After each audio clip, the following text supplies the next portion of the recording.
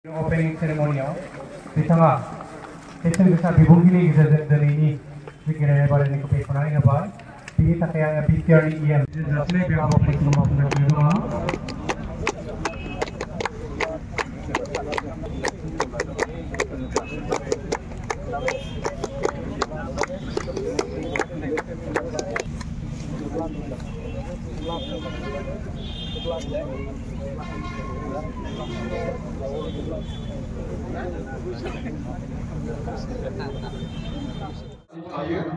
थामजिथि all India gold cup बड'फा उपेन्द्रनाथ ब्रह्म जोलुर बादायलायनाय बे बादायलायनाया दिनैनिफ्राय जागायजेनबाय।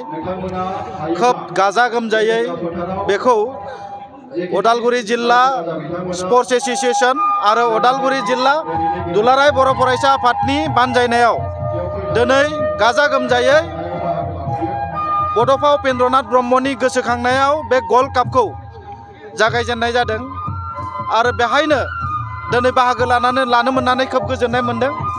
गोबां बेबायदि अल इंडिया लेभेलनि फुटबल टीमफोरा बाहाय बाहागो लादों।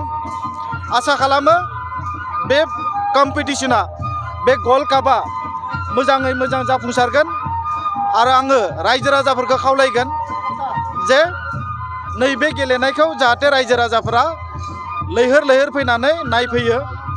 खोब मोजां मोनसे बियो अल इंडिया लेभेलनि जोलुर बादायलायनाय। बाहाय अल इंडिया लेभेलनि फुटबल प्लेयारफोरा गेलेगोन। आसामनि गोबां गिदिर गिदिर टीमफोरा बाहाय बाहागो लादों। गतिके आं आसा खालामदों जे जोंनि ओनसोलावबो जे मोजां मोजां टीमफोरा बाहागो लादों। बाहाय गोबां जोङो सोलोंनो मोनगोन आरो जोंनि गोरों गोरों गेलेगिरिफोरा नेशनेल लेभेलाव स्टेट लेभेलाव गेलेनो मोननायनि खाबुखौ मोनगोन आरो जोंबो बिटिआरनिफ्राय बड'लेण्ड एफसि मोनसे जों जिहेतु मोनसे फुटबल टीम बानायदों।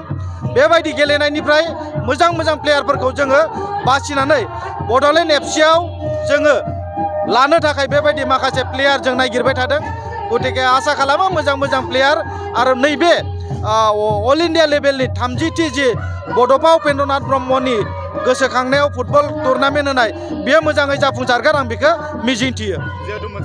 नैबे खेलानि थाखाय रांखावथिनि थाखाय बिटिआर सरकारा दासिम बिनि मुङाव 3 लाख थाखाखौ फिक्स खालामनाय जादों आरो उननि समफोराव बे रांखौ जोङो बारायनायनि मोनसे सिन्था सरसा आरो सावरायनायनि गोनांथि दङ। जों बेखौ मिजिंथियो खारन मोनसे खेला होनोब्ला गोबां थाखा फैसानि प्रयोजन जायो। बे 3 लाखजोंल' बे खेलाखौ फाथिनो हाया। बेखायनो उननि समाव बिनि थाखाय सावरायनायनि गेजेरजों बेखौ राहा लानायनि मोनसे बेबस्था लानाय जागोन।